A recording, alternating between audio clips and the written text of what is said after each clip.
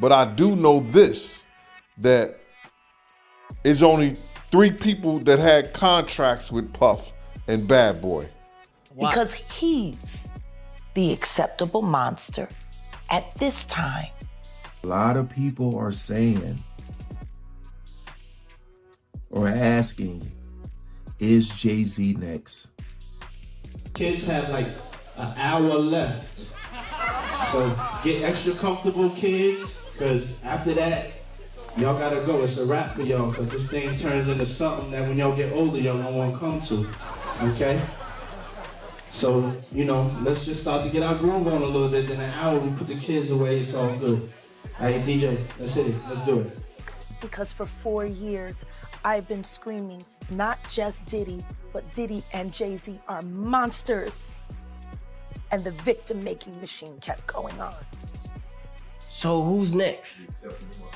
Y'all don't see the lineup? Yeah, we see the lineup. I'm just waiting to see who's next. JayZ is setting Diddy up. Why is everyone having such a hard time? He ain't doing shit different. Girl, what I'm about to show you has the entire industry shook. Last night's private party leaked footage that shows JayZ in a whole new light, completely surprising everyone. The streets have been buzzing, but no one expected this. Security tried to confiscate every phone, but one camera caught it all, especially the way Beyonce looked at Jay when he started acting wild. Get ready to see exactly what went down. Well, I would say this. It's kind of funny to me, man, is that Diddy used to hate JayZ. He hated JayZ enough when he was trying to get Ja Rule to go at JayZ. This is back in the early 2000s. And one day, Asner, Kushner, Diddy and myself went to a Nets game and we met JayZ. I've never been a JayZ fan, you know, like some of his music, the whole 9 yards. But when we went over to the, I think that was Prudential Center in Newark, and him and Puff met up, it was strange to me. Because I remember what Puff was trying to do. And then both of them, they was talking about something amongst each other, amongst all of us, and laughing and joking with each other. Then over the years, I see them giving garden parties. You understand what I'm saying? You could tell that the people in power had gave that reign to Diddy, and Jay was next in line. So to separate him, when in fact, they may be two of the same, but because JayZ is low key, that low key sneaky shit, and Diddy is, and was rambunctious, you know, just out with it. It don't mean that they not two of the same. One just a little quiet with his shit. What happened at the basketball game? When they ran into, you guys ran into JayZ? They were just talking. They was talking amongst each other about their little white girls. They little skinny white girls. And I mean, did Diddy always say negative things about Jay around you? The time he was trying to get Ja Rule to go at Jay, yeah. He was. They worked it out. Was there a reason behind it? I couldn't tell you the reason behind it. It's probably because Big had died. I don't know what it was, man. I don't know why he wanted Ja Rule to go at Jay. I guess if he kept them beefing or kept them into some bullshit, he could rise up in between both of them. Girl, you know how JayZ is always so calm and collected in public, right? Well, that wasn't the Jay we saw last night.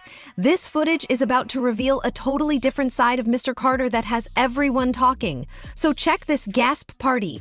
Security at the exclusive party was doing the most, snatching phones from everyone as they entered the VIP area. Guests had to empty their pockets and hand over their devices. Things took a turn when JayZ rolled up to the entrance, and you could immediately tell something was off. His usual swagger was gone. He looked stressed before even reaching the door.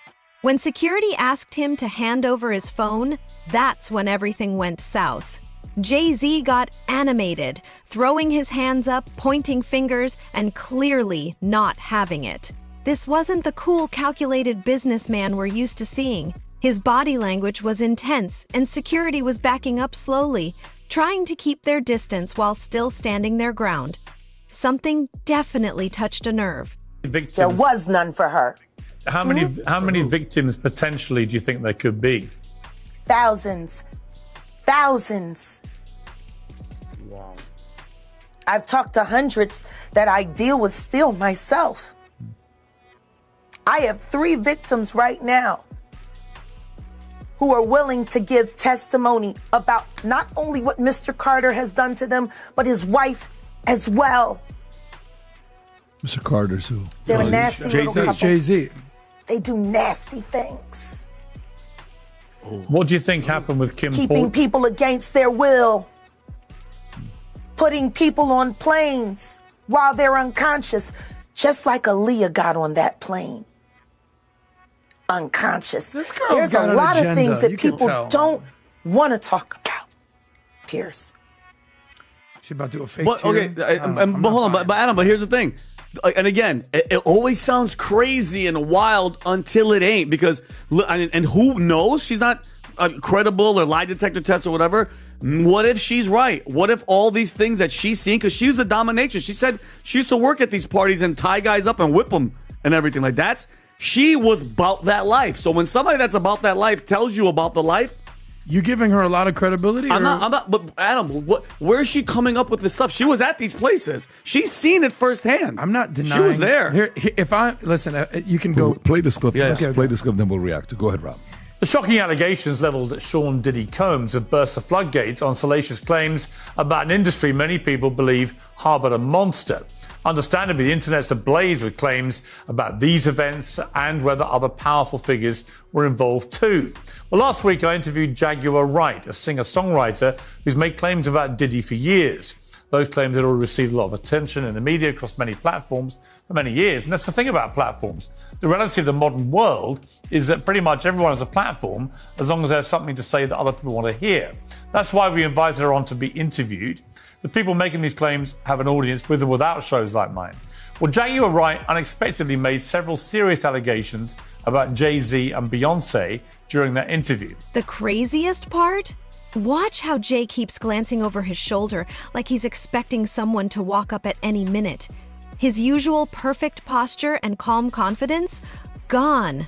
Instead, Jay looks agitated, running his hands through his hair, checking his phone every few seconds like he's waiting for important news. Security at these events doesn't play, but something about Jay's energy had them shook. After about 3 minutes of back and forth, security finally backed down, but the tension was thick. As Jay walked past, security exchanged looks, clearly wondering what was going on. Jay wasn't fully calm, still checking his phone and looking around, which suggests whatever set him off was serious. But wait, things get messier inside the party. While Jay was dealing with security, Queen Bee was already on the dance floor causing a scene. Let me show you exactly what went down next. Things can be true at once. Diddy could be an absolute dirtbag, guilty of everything, but also Jaguar Wright could be looking for her 15 minutes of fame. Prior to this week, this month, have you ever heard of this person? I have. So, okay, I don't know where parties you're at with that No, baby. not parties, but she's been in front of the camera for a while. I've never heard of her. Okay. I've been listening to hip hop since, Beastie Boys did Brass Monkey in '86. Yeah. I've never heard of this person. She's now, if you type in Google, if you type in Jag what's the first thing that pops up? I guarantee you it's her. Not the Jacksonville Jaguars or an actual Jaguar. She's the first thing that pops up. So she's utilizing this 15 minutes of fame, and there she is right there.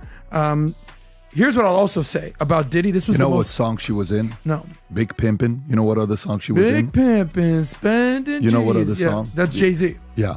You remember the movie with Denzel, American Gangster? Mm-hmm. While that one guy comes out with the song Heart of the City. Yeah. You know the Heart of the City? Yeah. Ain't no more. It was a remake That's of her. 80s. She's in it. Okay. She's in those two She's a songs. backup singer. She is. She's Backup singer for JayZ in 2001. Okay, but she ain't Beyonce. She ain't of course Rihanna. she has been around. She's been around I'm them. not denying that she's been around it. Like, they're interviewing her for a reason. Here's what I found the most interesting about Diddy overall. This was David Muir was actually, he's the ABC guy, big news guy. He was interviewing, I guess, the guy that's handling a lot of the sexual allegations about Diddy, and he's receiving a lot of phone calls. Here's the most interesting thing about these sexual allegations. Yeah, I don't know if it was him or a different lawyer, but it was on ABC. You can check that out. He goes, talk about a gender difference. It's so interesting about Diddy. He goes, prior to 2005, it was actually 50-50, these allegations that kept coming in, men and women. 50% men, 50% women. But how about this? After 2005, it was 90% men allegations. Something happened with Diddy, allegedly, where he went, this isn't it. But it went from 50-50 allegations, receiving these phone calls, receiving what's going on, doing all these sort of testimonies, to 90% men. When there's smoke, there's fire, Diddy. Yeah, and what's going on in that baby Alex oil? Spiro, Pat, was on TMZ, and he said to those two guys, whatever their names are, I didn't send a cease and desist. I sent an ultimatum. Remove that false accusation, or a court is going to order you to. Who said this? That's Alex Spiro, right? That's it right there, Pat. Can you play this? To you that somebody comes on a show and then kind of levels these vague-ish allegations. Were you kind of ready for something like this to eventually happen? Listen, there's rumors and then there's nonsense, and this is one step further, right? This is a pointed and formal accusation of something, I felt it needed to be responded to. So I think somebody reported it was a cease and desist. It wasn't that. It was quite bluntly an ultimatum, which is remove that false accusation that's demonstrably false, or a court's going to order you to. And so I think he made the wise choice and acted accordingly. He meaning Piers Morgan. Removing it and apologizing for it, yes. What changed here in my mind is that somebody on a so-called journalistic platform exploited that kind of random rumor mill, whether it's disconnected from reality or what have you. The streets have been buzzing about Bianca dancing with someone at the party. But trust, what I'm about to show you takes it to a whole new level. While Jay was still outside arguing with security, Bianca slipped through a private entrance, stunning in a silver dress that lit up the room. What caught attention was that she came in with just her assistant, no Jay, no security team. She headed straight for the VIP bar, but her energy? It wasn't giving happily married. That's when a tall man in a designer suit approached her, and their interaction wasn't casual at all. He moved like he knew her. Bianca's body language shifted immediately, nervous, playing with her hair, touching her neck. They then moved to a secluded corner of the dance floor, and her moves? Definitely not the usual choreography. The way she let him hold her waist and whisper in her ear, this wasn't just a random party guest. VIPs in the background were shocked, pulling out their phones, despite the no recording rule. Something's definitely going on here. Why does it all come to a head now? Why now? Why? Because he's the acceptable monster at this time, like R. Kelly was the last time I sat on this couch. So who's next? Y'all don't see the lineup? Yeah, we see the lineup. I'm just waiting to see who's next. JayZ is setting Diddy up. Why is everyone having such a hard time? He ain't doing shit different. He lined up D. Haven, stole his life and identity. He lined up Big L, stole his life and identity. He lined up Dame Dash, stole his life, identity, and took his love. Lined up R. Kelly. He wants to be the one. Yeah, shout out D. Haven. He actually hit us up, wanted to tell this story. You need to talk to D. Haven. Yeah, we need to talk to him. I told you that last year when I put you on the phone with him. You did. I want you to think about this. Allegedly, Sean Carter is responsible for enacting Hype Williams to put Aaliyah on a faulty plane to move her out the way as punishment for rejecting him, and so he could level up Beyonce, who was struggling. Let's just say allegedly that happened. Now I want you to think about 106th and Park with Mary J. Blige. Free, who is a victim of Sean Carter. Yeah. Mary J. Blige, who is a victim of Sean Combs, are sitting there talking about the death of Aaliyah amongst each other. Think about that. You got a Diddy victim, you got a JayZ victim, and you got a superstar gone. They know what happened. And yet, they had to sit there and have that conversation like they didn't know who did it. Think of the power of that moment. Think about Claudia Jordan right now. Claudia Jordan don't ever mention my mother name. She mentioned it yesterday. Talking about why people are afraid to come forward. You mean like you? You was Diddy girl. Corey was JayZ girl. Why don't you claim your friend? Claudia. The most suspicious part? Bianca kept glancing toward the entrance like she was waiting for someone. Meanwhile, the mystery man got bolder, running his hands through his hair and leaning in close, but Bianca wasn't pulling back. At one point, she even had her hand on his chest, laughing at something he said. Definitely not just friends. Then, as if on cue, they both quickly separated. By the time Jay found Bianca, she was back at the bar acting calm, but if you look closely, her hands are shaking as she holds her drink. But hold on, it gets wilder.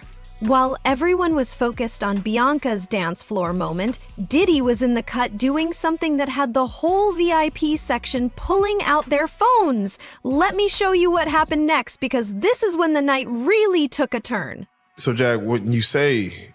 When I say Corey, I'm talking about Kathy White. Oh, yeah. That's what I was about to ask. JayZ's pregnant mistress, who died of an imaginary fucking aneurysm. Just like the woman who was best friends with Kim and Kimura, who wrote the book Bling and died as soon as it made the bestsellers list. Who the fuck was these people supposed to go to? You can't go to the boss because the boss is fucking you. And the boss's boss don't get no fuck. Can't go to the authorities. They're all bought and paid for. You could try to get a special prosecutor, but they'll just pay somebody to reassign him to another case. Where the fuck you go when you get over by the industry? Nowhere. That's where you go nowhere, which is where people like me step in. You right, I go to Diddy parties to walk mother out, cause ain't nobody stopping me when I come. So let me ask you, because I look at Gabriel Union, and when you mention things like JayZ's time is coming for him, then I look at Beyonce. And I say that, women do have a that country album, and any of you that buy that shit, stupid as shit. You don't give it no It's trap credit. music with goddamn a holster and a hat. But she remade Jolene. That bitch. I'm gonna tell you the song she should have remade. It's a hit. It would have done great for her. She should have tried it on. Tammy Wynette. Classic. Stand by your man. Don't act like you don't know that hell. Remake that. Stand by that. That's a real country hit. Jolene, nice. But it has a ring to it. Stand by your man. Yeah.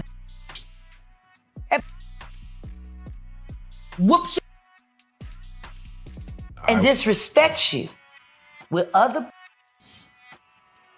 like Kathy Coriana White.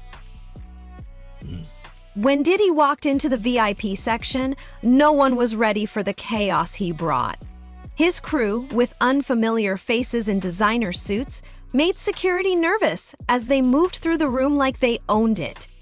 Diddy wasn't his usual smooth self. He was pacing, checking his phone, and whispering in people's ears. His crew spread out, creating space around them, while Diddy had intense conversations with unexpected people. Every time someone tried to record, his crew blocked the cameras. But one phone caught him looking stressed, moving his hands and holding a stack of papers. All right, well, let's do it like Who was this. actually carrying his baby while you was faking it.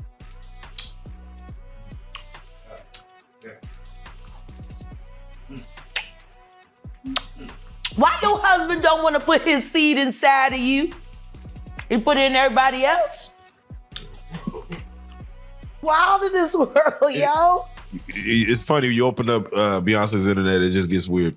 Beyonce's internet. That's what we're calling That it. belongs to the devil. Unless you calling that the devil, she ain't nothing but an employee. Oh. Half of which dumbass bitch. So, it's funny that it's crazy you say these Why things. don't nobody want to accept that bitch bitch? I think she's. She went and killed the girl cats.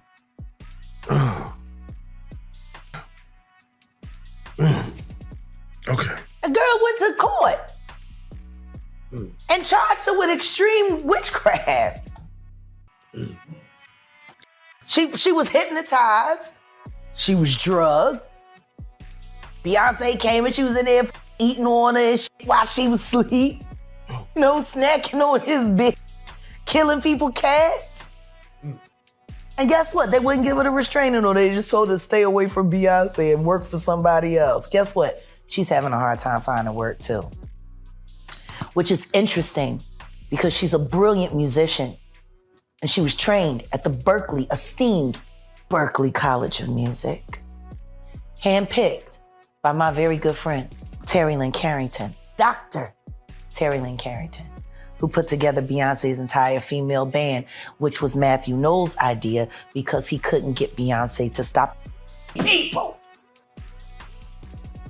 Guess you didn't know your daughter well enough because she just started all the girls. Impulse control issues? I don't know. I'm saying, Sean Carter, you're a piece of shit. Taking Pimp C wasn't bad enough. You just want to go down there and you want to just remove all of the balls from every real gangster in Houston. Why the fuck did that house burn up? Who the fuck goes to their childhood house for a visit and the shit goes up in flames? That was very weird. The next day, within the week? And no, the next day. The next day. And still, no real investigation on how the house just went up in flames. Man. I guess they paid y'all off. Like they paid y'all off for that Astro World. So let me ask you. Texas politics. Yeah, Texas politics, man. It's that right there. We're gonna talk about the episode, but for right now, I just got to get your take on when we see a Killer Mike win 3 Grammys.